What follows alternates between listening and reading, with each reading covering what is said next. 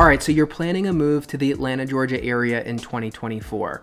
I have 9 steps here that will guarantee the process is as stress and pain-free as possible and make sure you get the perfect home in the perfect neighborhood for you. Let's get into it. Welcome back to Living in Atlanta. So my name is Mark. I'm a local Atlanta realtor, and not to brag, but I've probably helped more people relocate here from out of state than any other realtor in the area. I know there's a lot of new YouTube channels about living in Atlanta, and I think that's great. Everyone has a different perspective and value to add. I am just pointing out that I have a lot of real world experience with this topic. And what I've seen in my time helping well over 100 families move to the Atlanta area is that there are 9 steps that if you follow and plan for, this process is going to go fantastic, okay? And trust me, I've seen it all. I've seen people get stressed. I've seen people feel great and not have a care in the world. And these 9 steps that I'm gonna cover today are the difference between those 2 results. So if you're moving to the Atlanta area, there are 3 results that I think we can agree you're looking for more than anything else. Honestly, I've heard it all. It's really going to boil down to the fact that you want to be in the right neighborhood for you and your family. You want to make sure you get a great home that's not a money pit. And you want the whole process to be as stress-free as possible. So let's break down each of those 3 desired outcomes, and I'm going to give you 3 actionable tasks that you can plan on to make sure you achieve each of those results. So first, let's talk about stress. It's a major purchase. It's potentially a cross-country move. There could be a lot of stress involved if you're not careful. So there's 3 things to do to make this as stress-free as possible. Number 1 is probably fairly obvious to you, but you have to plan ahead, okay? There is a lot that goes into this, especially if you're purchasing a home, a little bit less so if you're renting, but in either scenario, you're gonna wanna connect with a local expert probably at least 8 months before you really wanna be in the location you wanna be in. And this expert, like a realtor, should be able to break this whole process down and guide you along the way. So don't wait to the last minute. And part of the planning that I'm talking about, something I suggest to people in particular who are not as familiar with the Atlanta area, is a discovery trip, okay? There are a lot of great places to live in the Atlanta area, and depending on your budget, you could have your pick of the litter, right? So that's a big problem. We need to narrow it down. One of the best ways to narrow it down and to help people who are less familiar with these areas become more confident is a discovery trip. You and your spouse, your family, or just you if you're single, fly into the Atlanta area for the weekend, stay at a hotel or Airbnb, rent a car, and drive around the neighborhoods that you've already discussed with your expert could work for you, right? At this point, you've been set up on a home search, you see how far your budget goes in different areas, and you've got a list of a few neighborhoods that you're gonna drive around in, experience the amenities, the restaurants, the things to do, check out the traffic patterns, look at the architecture, see what you like, see what you don't like. This is going to be a great way when you're out of state and communicating with your agent, you at least know, okay, we're in this neighborhood. I spent some time there. I feel very comfortable there. If you're not familiar with the area and you don't do this, you're going to be shooting in the wind. You're not really going to know where you're even talking about. Step number 2 for keeping stress low is have a backup living arrangement. Now, I know this can seem impractical, but the most stress comes from a time crunch and having to do something very quickly or not having a backup plan. Now, usually what this is a backup place to live in the Atlanta area if you don't find a place to buy or rent within your needed time frame. So although for me that's almost never happened just because of the way we plan things out, if for some reason you have not found that home that you're comfortable moving into, you want to have already researched short-term living options like Airbnb or extended stay, or ideally, if you have some family in the area, staying with some family. But one of the worst things that you can do is just expect that you're going to have a great home to purchase or rent exactly in the time frame that you're looking for. If you have already sold your home or you already moved your stuff into the Atlanta area, but you've got nowhere to go, that's going to be a panic attack waiting to happen. And the flip side of this is you may have a house to sell in your area. That may sell faster or take longer to sell than you are anticipating. And you may also want to just think about just planning a little bit of another living arrangement in the market that you're currently in. If you have backup living arrangements, you've budgeted it out a little bit, you've done the research for both where you're going to move and where you're coming from, that is going to knock out a huge portion of the stress. Because a lot of times people have to start work by a certain date, right? And so if they don't have their living arrangements squared away by then, they get very stressed out. So this is a great way to nip that in the bud. And the third step here is very simple. Keep your criteria reasonable, right? You've got to understand the market that you're looking to purchase or rent in, right? And you've got to work in those parameters, right? If you tell me you want to live in the heart of Atlanta in a new construction home with a 3-car garage and you only want to spend $350,000, probably not going to happen, right? And I know that's an extreme example, so I'll give you another more practical one. I help a lot of clients move here from Florida, and a lot of these subdivisions are much newer. A lot of the homes are much newer in Florida. And so when you purchase there, you don't see the same kind of issues. When you get an inspection, it just looks very different. It's a newer home. So, I have had people have expectations for homes not built more than 5 years. I've had expectations for people that want homes that don't have a single issue that they need to possibly deal with. And unfortunately, in the Atlanta area, that's just not reasonable. Okay, the homes tend to be a bit older here. There very often is some deferred maintenance. So all that to say, keep your criteria reasonable and work backwards from what's most important. For a lot of people, that's the quality of the schools. And depending on their budget, maybe they're okay with a slightly smaller home or not their dream home, but they got their number one criteria box checked, which is the schools. For some people, it's the amenities. They want to be in a certain area. They don't care if they live in a shack. And for some people, the house is the only thing they care about. They want a beautiful new construction home. They don't care if they're an hour away from the city of Atlanta. So just think about what's most important to you and speak with your realtor about what's realistic and find the most appropriate cross-section of the two. All right, so those are your 3 simple steps to reduce the most common causes of stress when making this move. Next, let's talk about picking the right neighborhood.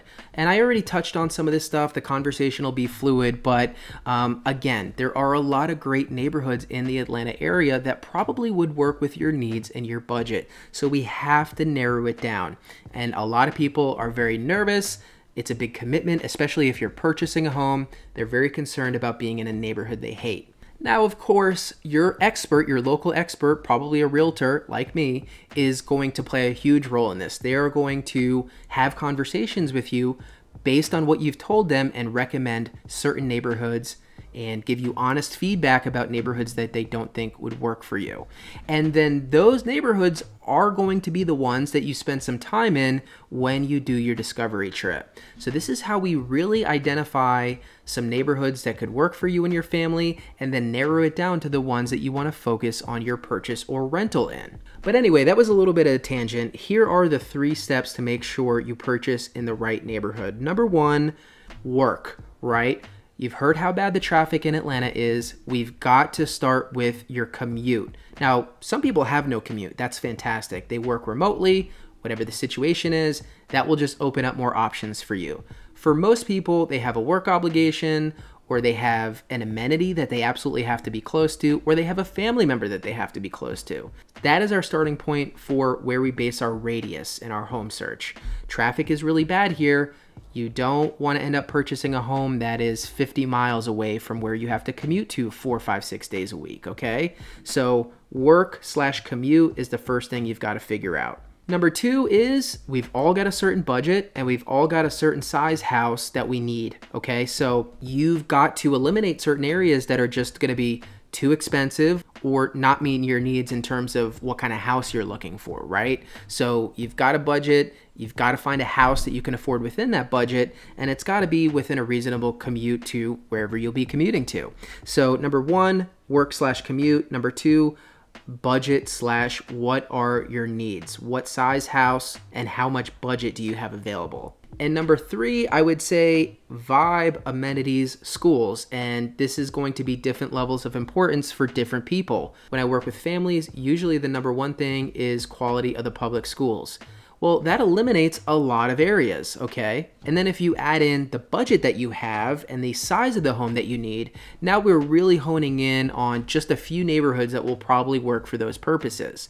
Some people don't have kids. They're really concerned about amenities. They want to be close to the Beltline or to Buckhead or to Midtown or to the airport, right? This could be different for everyone. But if there is a family member or amenity or just something that you want to be close to, obviously that is going to narrow down our search quite a bit. And the last piece of this is vibe. What kind of vibe are you looking for? Are you a city person? You want to be in the heart of the city with lots of things to do at your fingertips?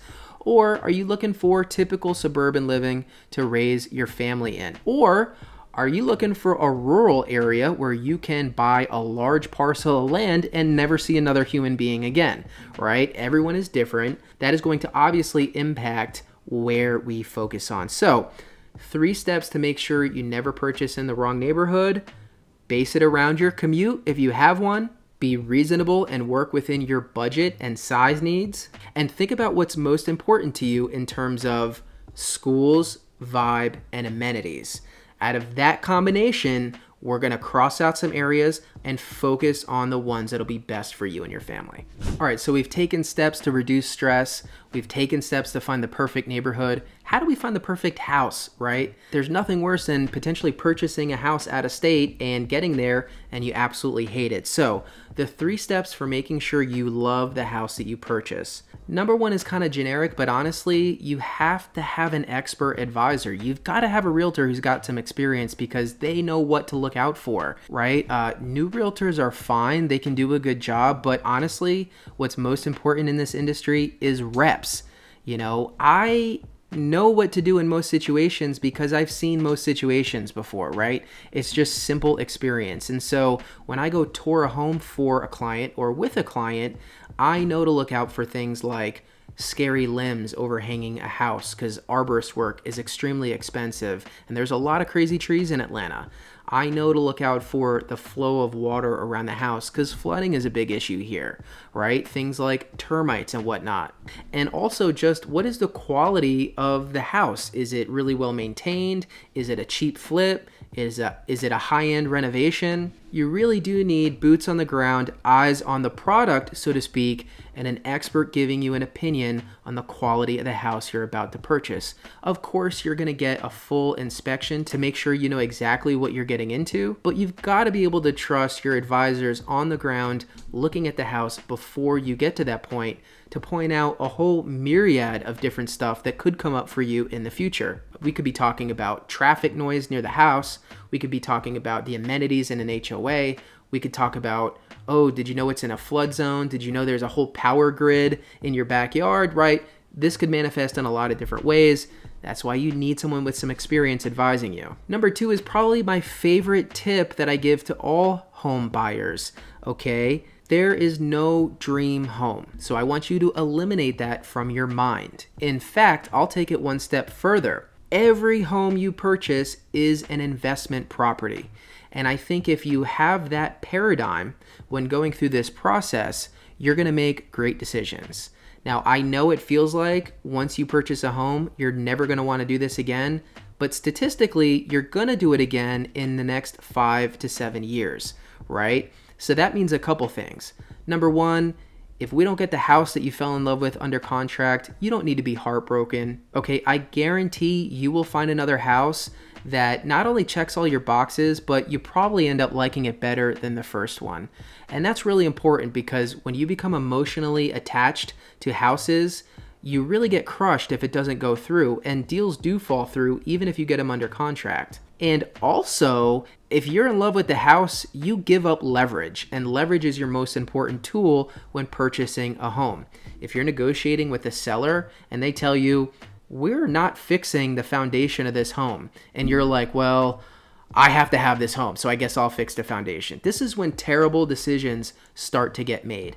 Versus, well, I really like this home, but I don't feel good about working with these sellers, or I don't feel good about the deal they're offering. I'm going to wait and I'm sure I'll find something better. This creates incredible leverage, and some of the best deals I've gotten from my clients are clients who are perfectly willing to walk away from a deal. So you need to let go of the idea of a dream home. We will find you a home that checks all of your boxes that you absolutely love, and there's going to be more than one option. There's no such thing as a dream home.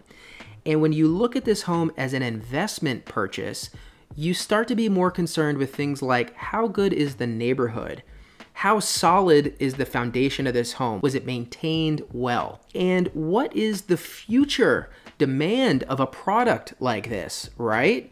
A single family home versus a townhome, new construction versus resale, right? These are the kinds of things that may be a little bit less important for the personal side, but when you go to sell that home in 5 to 7 years, it could be the difference between breaking even or having a little bit of profit because Atlanta is going to appreciate pretty steadily, or really cashing in on some strong appreciation and making some serious profits to invest in the next home that you're going to buy. So remember, every home you buy is an investment property. And my third and final tip for making sure you get the right home is that understand the condition of the home in terms of the dollar amount. And what I mean by that is, well, we get an inspection report for any home. There's going to be a lot of items on there. We pay a professional to go through with a fine-tooth comb and give us their opinion of what's going on with the house. A lot of people get very overwhelmed with the quantity of items that come up. Really, they should be concerned about the quality of the items, okay? So think about this: roof, foundation, electrical, and plumbing, okay? Those are typically the most expensive items for upkeeping a house, for maintaining, and if something is broken or wrong with one of those issues, that's where you could potentially get into a money pit scenario. Okay, so I way rather have an inspection report that's, 50 pages long. They're all 50 pages long, but littered with items like GFCI outlets or switch plate covers or a little bit of damage to the siding, versus a much shorter report that says, hey, there's potentially a major issue with the foundation and you've got termites, right? So it's not the quantity, it's the quality of the issue that we're talking about. And again, this is where you're going to really need to rely on the expert that you're working with to filter this information and let you know what's important, right? Because a bad agent could do two things. They could either freak you out and tell you you need to terminate right away, even though if you added up all the items you needed to fix, it's less than $5,000, right? Which doesn't make any sense. Or they could downplay an issue and tell you, oh, don't worry about it, it's fine. And then you've got a massive bill for whatever you need to fix. So my philosophy of this is, number one, I have a fiduciary responsibility to my client. They need to know all the information, and I need to give them a professional opinion of what I think is important in order of importance. But number two, I need to filter that information and explain, look, we can get a handyman after close to knock out 10 of these items for less than $500. So I don't think you need to haggle with the seller on this. What we do need to do is get a credit for the roof because it's in its last few years of age, or there's a leak in the roof and we need to have that addressed right away. Or major electrical issues, right? Anything that is not only a big ticket item now, but could continue to spiral out of control. And then we've got to weigh all these different options and work together to come up with a great decision for all the parties involved. So again, that's where experience and skill comes into play. But all that to say, again, homes in the Atlanta area are often much older. It doesn't mean it's not in good condition. I've seen 50-plus-year-old homes in better condition than homes built in the last few years, right? It's about the quality of the person who did the work. So don't get bogged down in items like that. Focus on the big ticket items, the major systems of the home, and listen to your expert advisor and work with them to make the best decision for you and your family. So there you have it, y'all. This went a little longer than I anticipated, but 9 simple steps to significantly reduce stress, make sure you love the neighborhood that you're in, and make sure you love the house that you purchase or rent. So I really hope that provided you value, got you feeling good about moving to the Atlanta area. Again, you can work with me. I love when my viewers become clients. Book a Zoom call with me using the link in the description below. Call me, text me, email me, whatever you want to do, but I hope to hear from you soon. Until my next video, I'll see you next time.